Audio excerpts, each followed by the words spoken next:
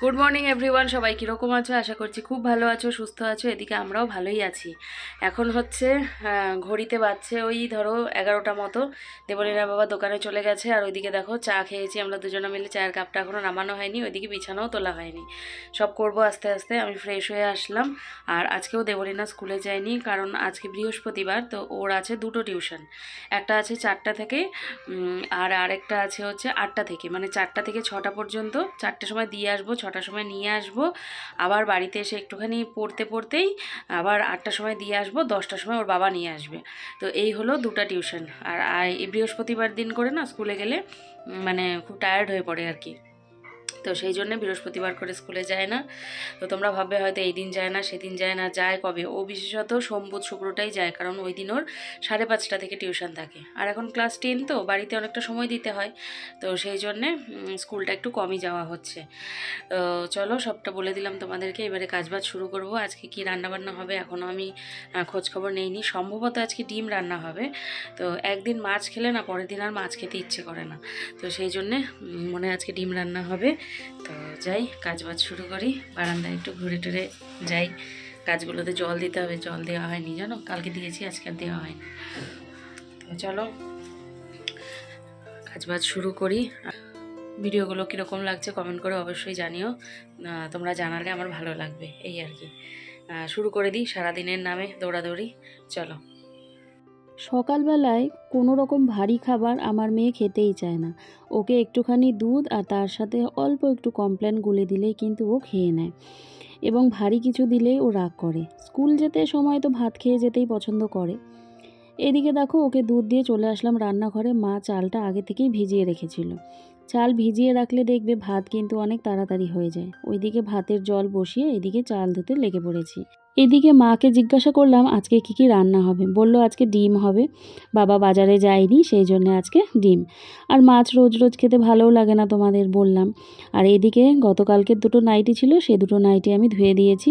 আর তোমাদের দেখাচ্ছিলাম আজকে কিন্তু বেশ রোদ উঠতে চলেছে সারাটা দিন। তো যেই কথা সেই কাজ, সারা দিন একেবারে প্রত্যেকটা মানুষকে পুড়িয়েছে।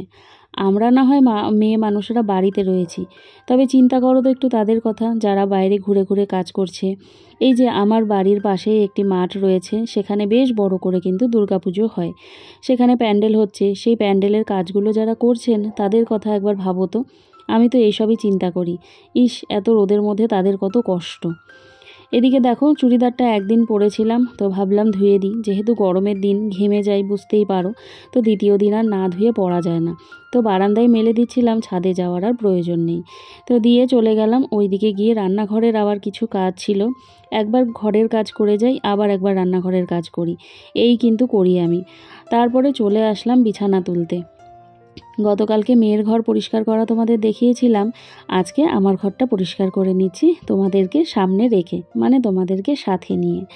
তো এই দেখো, এই একটা চাদর আমি গায়ে দেই, কারণ মাঝে আমার লাগে, এসি চলে তো, তো সেই জন্য আমার একটা চাদরের প্রয়োজন হয়। আর যে গরম পড়েছে এখন, শুধু ফ্যানে থাকা যাচ্ছে না। জানি অনেকেরই অনেক কষ্ট, তবে কি করবে আর, কষ্টর মধ্যে আমাদেরকে সব কিছু মানিয়ে গুছিয়ে নিতে হয়, তাই না বলো? তো চাদরটা তুলে ঝেড়ে পেতে নেব। আর এটি কিন্তু আজকে না, আমার এটা রোজকারেরই। আমি কোনো দিনও বিছানা ঝেড়ে শুধুমাত্র রেখে দেই না। রোজ কিন্তু আমি চাদর এইভাবে তুলে ঝেড়ে তারপরে আবার পেতে নেই, না হলে আমার যেন শান্তিই লাগে না।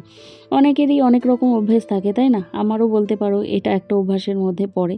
এতে কিন্তু অনেকটা সময় লাগে, কিন্তু সময় লাগলেও এতে যে তৃপ্তিটা পাওয়া যায় বা শান্তিটা পাওয়া যায় সেটি কিন্তু আলাদাই, তাই না? তো সেই জন্য এই যে ঝেড়ে তুলে পেতে নিচ্ছি। ওই মেয়ের ঘরেও আগে করে এসেছি, তারপরে আমার ঘরে চলে এসেছি। ওরটাও একটু ঝেড়ে দিলাম, না হলে ও কী করবে বলো তো, একটু ফাঁকিবাজি করবে। ওই যে ঝাড়ু রয়েছে বিছানা ঝাড়ার, সেই ঝাড়ু দিয়ে ঝেড়ে তার মধ্যেই বসে পড়বে।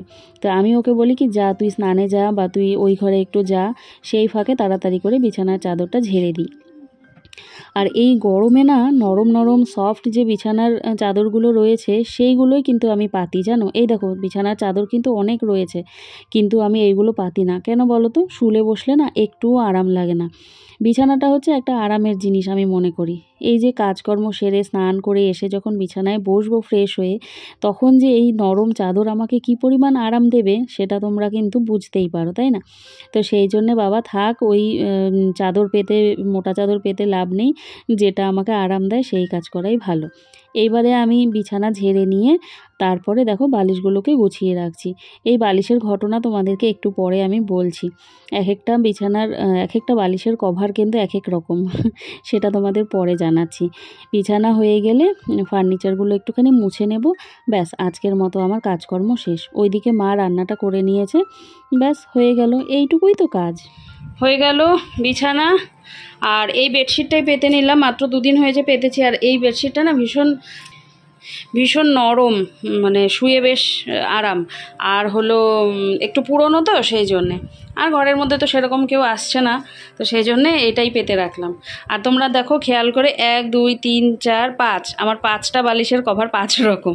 কী হয় বলো তো, যে আমারটা নোংরা হতে হতে ওর বাবার 2বার করে চেঞ্জ করা হয়ে যায়, ভীষণ ঘামে তো সেই জন্যে। আর কোনটা কখন আমি পরিয়ে ফেলি আমার মাথায় খেয়ালই থাকে না, ওই জন্য এই যে 5টা 5 রকমের হয়ে যায় আমার। মাঝের ওই দুটো, এটা না, এই যে যা ব্লার হয়ে গেল, এই যে ব্লুটা দেখতে পাচ্ছ, ব্লুটা তার ওপরেরটা আমার, হ্যাঁ। আর এই 3টে হচ্ছে দেবলিনার বাবার। 3টে যদিও ইউজ করে না, ওই সাইডে থাকে। তো এই হচ্ছে ঘটনা। এবারে আমি স্নানে যাব, আমার প্রায় মোটামুটি কাজ শেষ। তুই কি করছিস? এখন ক্রাফট করতে হবে না, তুমি স্নানে যাও, গিয়ে বিকালের পড়াগুলো রেডি করে নাও, নিয়ে তারপর দেখতে দেখতেই 4টা বেজে যাবে, দেখতে দেখতে 4টা বেজে যাবে। যাও বাবা, স্নানে যাও, আর দেরি করো না, হ্যাঁ। কুতু কুতু ঢাঙ্কুটা। কি বানাবো আজকে? বানাবো হচ্ছে একটা ওয়াল হ্যাঙ্গিং টাইপের, হ্যাঁ। হ্যাঙ্গিং না ঠিক, মানে স্টিক করে রাখার ওয়ালের মধ্যে। ওটা কি নতুন মাথায় আসছে নাকি? হ্যাঁ। আচ্ছা, কি দিয়ে? ঘরের দিয়ে, হ্যাঁ, ঘরে থাকা জিনিস দিয়ে। হ্যাঁ। আর হচ্ছে পিস্তাশিও এর শেলস গুলো দিয়ে হুম। একটা, মানে এটা আমি পরে বলবো, এখন বলবো। আচ্ছা আচ্ছা আচ্ছা, ঠিক আছে, যাও এবারে স্নানে যাও। মেয়ের সাথে একটু কথা বলে নিয়ে আবারও আমি আমার কাজ শুরু করে দিলাম। এই যে টিভি, তারপরে টিভির চারপাশে যে জিনিসপত্র রয়েছে, এইগুলো কিন্তু আমি প্রত্যেক দিনই মুছে থাকি, না হলে তাকানোই যায় না, আমার ভালো লাগে না একটু ধুলো ধুলো হলে। মেয়েকে বলছিলাম এই মুছতে মুছতে যে টিভির একটা ঢাকনা কিনতে হবে, টিভিটা ওপর থেকে একটুখানি ঢেকে রাখলে ধুলোটা হয়তো একটু কমই পড়বে। তো মেয়েও বলছিল যে হ্যাঁ মা, এর পরের দিন যেদিন মার্কেটে যাব সেদিন না হয় আমরা নিয়ে আসব। এত কিছু কেনা হয়, তবে এই ঘরের ছোটোখাটো জিনিসগুলোর কথা মনেই থাকে না। আসলে প্রত্যেক দিনেরটা প্রত্যেক দিন মুছে নিই, পরিষ্কারই দেখা যায়, সেই জন্যে আর মনে হয় না যে কিনতে হবে বা কিছু। তো দেখো মুছে নিচ্ছিলাম। আর এইখানে হলুদ রঙের যে ছোট্ট প্লেটটা দেখতে পাচ্ছ, এখানে থাকে দেবলিনার বাবার সমস্ত রকমের ওষুধ। ও আবার ড্রয়ার খুলবে, তারপর ওষুধ বের করবে, তো সেই জন্য বলে আমার ওষুধগুলো একটু হাতের সামনে রেখে দিও। এখানে ওর প্রেশারের ওষুধ রয়েছে, তারপর গ্যাসের ওষুধ রয়েছে, তারপর ও একটা ভিটামিন ওষুধ খায়। কিছুদিন আগে ও বাথরুমে পড়ে গিয়েছিল, তো সেখান থেকে ও হাড়ে ব্যথা পেয়েছিল। তো ডাক্তার দেখানোর পরে সেরকম কিছু হয়নি, তবে ওকে অনেক মাল্টিভিটামিন টাইপের ওষুধ দিয়েছিল। তো সেই ওষুধগুলোই ওখানে রয়েছে, তো যখন যেটা দরকার পড়ে ওর মতো করে ও খেয়ে নেয়, ওই জানে, আমি জানি না। সমস্ত কাজকর্ম সারলাম, বিছানার সাথে সাথে কিন্তু ফার্নিচারগুলো একটুখানি মুছে নিলাম। এত ধুলো পড়ে, তোমরা খেয়াল করে দেখবে, আমার ব্লগ দেখতে থাকো। আমি কিন্তু এই যে আমার জানালা রয়েছে, আমি কিন্তু খুব কমই খুলি, রোজ খুলি না বললেই চলে। কারণ এই পাশে একটা আম গাছ, একটা না 2টো আম গাছ রয়েছে, আম গাছের গুড়ি গুড়ি পোকা ঘরের মধ্যে চলে আসে। তারপর আবার গাছ ওই হাওয়া বাতাসে নড়লে, এই মানে জানালার পাশেই গাছ, তো ধুলো আসে ভীষণ। তো সেই জন্য আমি রোজ রোজ খুলিও না, কিন্তু তারপরেও ঘরের মধ্যে এত ধুলো পড়ে যে একদিন যদি আমি এই সমস্ত না মুছি না, চোখে দেখা যায় না। আরেকটা কারণ হতে পারে যে আমার ফার্নিচারগুলো একটু ডার্ক কালারের, সেই জন্য হয়তো ধুলোটা বেশি চোখে পড়ে।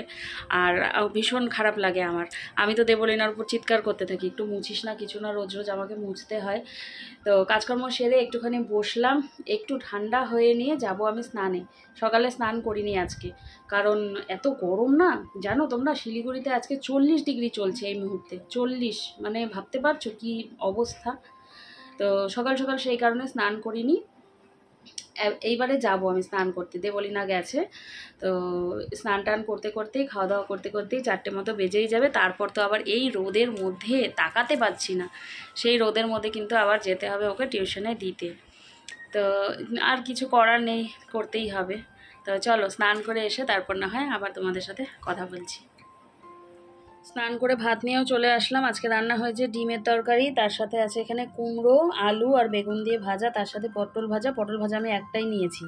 আর ডাল হয়েছিল, ডাল আমি খুব একটা খেতে পছন্দ করি না, সেই জন্য ডাল আনিনি। আমি এই ডিম দিয়েই খেয়ে নেব।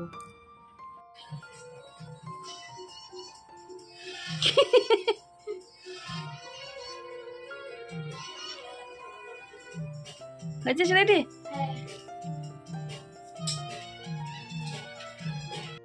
তোমাদেরকে একটা জিনিস দেখাচ্ছি, ঘড়িতে দেখো 4টা বাজে, আমার ঘড়ি একটু ফাস্ট তোমাদের বলেইছি। আর এইদিকে দেখো রোদের অবস্থা, ইস তাকানো যাচ্ছে না একেবারে, কি অবস্থা রোদের। আর এই রোদের, আমার ঘরে দেখো, এই দেখো কতটা রোদ পড়ে। আর এই রোদের মধ্যে এখন যেতে হবে। এই যে তৈরি হয়ে নিয়েছি, সানস্ক্রিন না মাখলে তো বেরোনোই যাবে না। এত রোদের মধ্যে, আর রোদটা পুরো মুখের মধ্যে পড়বে, সানস্ক্রিন মেখে নি। জিমা সানস্ক্রিন মেখে নিচ্ছে, না হলে বাপরে বাপ, যে রাস্তা দিয়ে আমরা সানস্ক্রিন যাবো। দেখি, উল্টো করো, এই ফোকাস হচ্ছে না। SPF 50। PA plus plus plus, যে রাস্তা দিয়ে যাবো সেই রাস্তায় তোমাদের দেখাবো। সূর্যটা একদম আমাদের এই রকম মুখের মধ্যে পড়ে। ফেরার সময় ভালো পিঠে পড়ে, কিন্তু যাওয়ার সময় একেবারে মুখে। চলো ডান। একদম ওই দিক থেকে চোখের মুখে আসবে।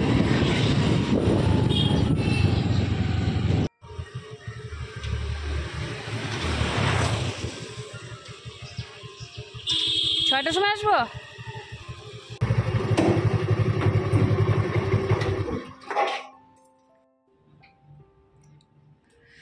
ঘড়িতে বাজছে এখন 4:45। দেবলীনাকে দিয়ে আসলাম, তোমরা দেখলে। তার আগেই তো খাওয়া দাওয়া করে নিয়েছি। আর ওই যেগুলো ছোটোখাটো জিনিসপত্র আজকে ধুয়ে দিয়েছিলাম, আমার ওই যে চুড়িদার কুর্তি, সেগুলো বারান্দা থেকে তুলে নিয়ে আসলাম। এত রোদ, বাপ রে বাপ, মানে কি বলবো আর। খুব জোর হলেও আধ ঘন্টা মতো লেগেছে শুকাতে। শুকিয়ে গেছে, তো এবারে ঠান্ডাও হয়ে গেছে, গুছিয়ে নেব। আর শুবো না, কারণ কি বলো তো, শুলে পারেই না মনে হবে যে শুয়েই থাকি। এদিকে দেখতে দেখতেই বেজে যাবে 6টা, 4:45 বাজেই। তো এসব গুছাবো, ঘরটা একটু ঝাড়ু দেবো, তারপর রোদটা পড়লে গাছগুলোতে একটু জল দেবো। তো এইটুক সময় আমি করব কি বলো তো, একটু টিভিটা দেখবো, আর তার সাথে ওই হয়তো ব্লগটা এডিট করতে থাকবো, আর নয়তো কি করব, দেবলীনা বাবার দুটো তিনটে শার্ট আছে, সেগুলোকে প্রেস করব। তো আমি করি কি বলো তো, একটা একটা করে প্রেস করি না, দুটো তিনটে একবারে জমিয়ে রাখি, জমিয়ে নিয়ে তারপরে আমি প্রেস করি আর কি। ওইদিকে টিভি চলছিল, দেখছিলাম আমি। এই যে দরজাটা, এই দরজাটা খোলা যাচ্ছে না, খুললেই রোদের ঝলক এসে পুরো ঘর আলো হয়ে যাচ্ছে, আর সাথে রোদের তাপ আসছে, জানো। এত রোদ, মানে বেজে গেল 5টা, মনে হচ্ছে যেন দুপুর 12টা বাজে, এরকম রোদ। শিলিগুড়িতে 40 মানে বিশাল ব্যাপার, মানে কি বলবো আর। কলকাতাতেও মনে হয় এখন কম, আমি ওয়েদার রিপোর্ট দেখলাম মোবাইলে, কলকাতাতেও 32-33 এইরকম দেখাচ্ছে, কিন্তু শিলিগুড়িতে 40, ভাবা যায়। উন্নয়ন দরকার আর কি। উন্নয়নের পাশাপাশি যে গাছগুলোকে যে ব্যালেন্স করতে হবে, সেটা আর কজনা খেয়াল রাখে। তাও আমাদের এই পাড়ার আশেপাশে দিয়ে, শক্তিগড়, ওই পাশে মিলনপল্লী, ওই সব এরিয়া দিয়ে করেছে কি বলো তো, রাস্তার ধার দিয়ে যেটুকু জায়গা আর কি ঘাস মতো থাকে, সেটুকু জায়গা বাঁধিয়ে দিয়ে অনেকগুলো গাছ লাগিয়েছে দেখলাম। তো ভালো লাগলো বেশ, মানে কিছু মানুষ তো চিন্তা করছে অ্যাটলিস্ট, না হলে বাঁচা যাবে না এই অবস্থা। তো আবারও আসছি পরে কথা বলতে তোমাদের সাথে। আমি টুকটুক করে একটু কাজগুলো করে নিই, তারপরে আজকেও বাড়ি ভাড়া দিতে হবে। দেবলীনাকে নিয়ে আসার পরে মা যাবে হচ্ছে মাসি শাশুড়ির বাড়িতে। মাসি শাশুড়ির মেয়ের অপারেশন হয়েছে, স্টোন অপারেশন হয়েছে, তো ওকে দেখতে যাবে। তো সেই জন্যে বলেছি আমি তাড়াতাড়ি আসবে, কারণ আমাকে 8টার আগে আবার বেরোতে হবে। টিউশন আছে, বাংলা টিউশন। এখন গেল এসএসটি পড়তে, আবার 8টার সময় যাবে বাংলা পড়তে। তো চলো আর কথা বলি না, আবার আসছি পরে। এই যে দেখো গুছিয়ে নিলাম, অল্পই ধুয়েছিলাম। এই কুর্তিটা থেকে আমার যা রং উঠেছে জানো, পুরো জল একদম লাল হয়ে গেছিলো। এটা অনলাইন থেকে কিনেছিলাম, খুব রং উঠলো। নতুনই একদিন পরেছিলাম, সেদিনই শুধুমাত্র রবিবারে মনে হয়, হ্যাঁ রবিবারে প্রথম পরেছিলাম। তো আজকে ধুয়ে দিলাম, ভীষণ রং উঠেছে। আর এখানে তো ওই কুর্তি নাইটি এইসব। দেখো একটুখানি শুয়েছি, পাক্কা কাটায় কাটায় বাজে 6টা। উঠে এখন তৈরি হব।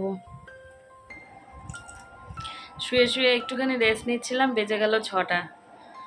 এমনি সময় কত তাড়াতাড়ি, মানে এত তাড়াতাড়ি টাইম কাটে না কিন্তু। আর দেখবে মানে যাওয়ার হলে বা যেতে ইচ্ছে করছে না, সেই সময় কিন্তু টাইমটা তাড়াতাড়ি হয়ে যায়।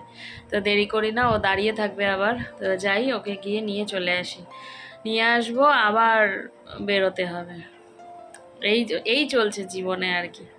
তো চলো আসছি। ঘড়িতে বাজছে 8টা, আর তৈরি হয়ে নিয়েছি। আবারও দেখতে পাচ্ছ, আবারও যাব টিউশনে দিতে।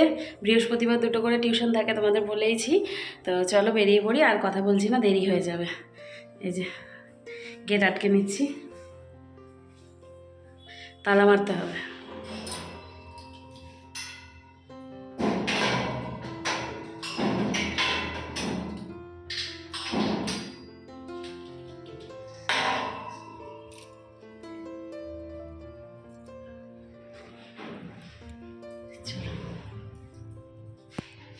রিয়ার ভ্লগে তোমরা প্রায় প্রত্যেক দিনই দেখো একটা করে পার্সেল আসে, প্রায় প্রত্যেক দিনই। এই যে ছোটোখাটো কিছু কিছু জিনিস আমার মেয়ে অর্ডার করে দেয়, আর পুজোর আগে এইসব করে দিচ্ছে, না হলে পুজোর সময় একবারে সব পড়ে যাবে ওর। এই যে যেমন সাজার জিনিস বলো, তারপর জামা কাপড়, সেক্ষেত্রে নাকি ওর বাবার ভীষণ চাপ পড়ে যাবে। এটা আমার মেয়ের ভাবনা, যে আগে থেকে যদি একটু একটু করে টুকিটাকি কিনে রাখি, তাহলে পুজোর সময় আর চাপ হবে না। মেয়ে মানুষ তো বড় হচ্ছে, বড় হওয়ার সাথে সাথে সাজগোজের বাহারও বেড়ে যাচ্ছে, সেই জন্যে এই যে টুকিটাকি করে অর্ডার করে। আর এদিকে দেখো, ওই বাড়ি থেকে তো অনেকক্ষণ আগেই চলে এসেছিলাম, তার সাথে চলে গেছিলো কারেন্ট। ব্যাস, আর কিছু তোমাদের সাথে কথাও বলতে পারিনি, সামনেও আসতে পারিনি। কারেন্ট আসার সাথে সাথেই অনেকটা রাত হয়ে গিয়েছিল, তো আমরা খাওয়া দাওয়া করে নিয়েছিলাম। তো খাওয়া দাওয়া করে এই যে রাতের বাসনগুলো মেজে নিচ্ছি। তোমাদেরকে আগের ভিডিওতেই আমি বলেছিলাম আমাদের কোনো রকম হেল্পিং হ্যান্ড নেই, তো এই রকমভাবেই কিন্তু আমরা মানিয়ে গুছিয়ে কাজকর্ম করে নিই। একজন এটা করি, একজন সেটা করি, এই করেই কিন্তু হয়ে যায় সংসারের কাজগুলো। এই যে কয়েকটা বাসন রাতের বেলায় মেজে রাখলাম, ব্যাস হয়ে গেল। এই কয়েকটা বাসন মাজার জন্যে বা ধোয়ার জন্যে আরেকজন মানুষ লাগবে, এটা মনে হয় না কখনো।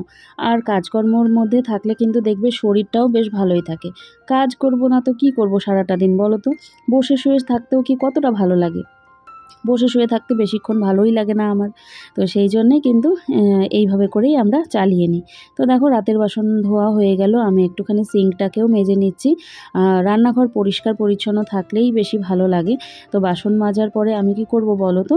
ঘরের জন্য 2টো বোতল জল ভরে নেব। তো এই যে তোমাদেরকে একটুখানি হাসি দিয়ে দিলাম, আর জল ভরে ব্যাস আমার কিন্তু আজকের মতো একেবারে কাজকর্ম শেষ। আর বিছানা সে তো দেবলীনার বাবাই পেতে নেবে, ঝেড়ে ঝুড়ে বেশ সুন্দর করে। বেশিরভাগ সময়টাই ওই মশারি টাঙিয়ে নেয়। মশারি টাঙাতে আমার একটুও ভালো লাগে না। কালকে যাবে স্কুল, সেই জন্য চাল ভিজিয়ে নিলাম। ঘড়িতে অনেকটাই বেজে গেছে, আমাদের খাওয়া দাওয়া হয়ে গেছে। আজকে আর জানো আমাকে রুটি করতে হয়নি, সোজাসুজি বলেছি ভাত আছে, ভাত খেয়ে নাও। তো ও দেখি চট করে রাজি হয়ে গেল। তো বলে না একবার একটা চান্স নিতেই লাগে, তাই না? তো যদি আমি বলতাম যে রুটি করছি, রুটি করি, তাহলে কিন্তু করতেই লাগতো। ফট করে বলছি যে ভাত খেয়ে নাও, বললো যে ঠিক আছে খেয়ে নিচ্ছি। ব্যাস, আমার আর গরমের মধ্যে রুটি করতে হলো না। 3 জনাই ভাত খেয়ে নিয়েছি, ডিম দিয়ে আর ডাল দিয়ে খেয়ে নিয়ে। এখন দেবলীনা কালকে স্কুলে যাবে, তো ব্যাগ গোছাচ্ছে ও। ওই যে বসে বসে ব্যাগ গুছিয়ে নিচ্ছে। আমি চালও ভিজিয়ে দিয়েছি, তোমাদের দেখালামই। তো কালকে ও আবার বলছে নিয়ে যাবে হচ্ছে চাউমিন, কারণ ফ্রেন্ডসদের মধ্যে নাকি ওই খাবার, হ্যাঁ পার্টি হয় না, খাবার অদল বদল টাইপের, তো সেই রকমেরই কিছু একটা আছে, তো করে দেব, হালকা পাতলা করেই করে দেব, যে গরম বাপরে বাপ। তো এই হচ্ছে কাটলো সারাটা দিন। আজকের ব্লগ কীরকম লাগলো শেষ করার সময় চলে এসছে, কমেন্ট করে অবশ্যই জানিও। তোমরা তো রোজই কমেন্ট করছো, খুব নাকি ভালো লাগছে তোমাদের কমেন্ট করে আমারও ভীষণ ভালো লাগছে। তো চলো আজকের ব্লগ এইটুকুই, ভালো লাগলে লাইক কমেন্ট শেয়ার করতে ভুলো না, আর সাবস্ক্রাইব তো মাস্ট। তো চলো দেখা হচ্ছে আগামীকাল নতুন একটি ব্লগের সাথে। আজকের জন্য টাটা, গুড নাইট।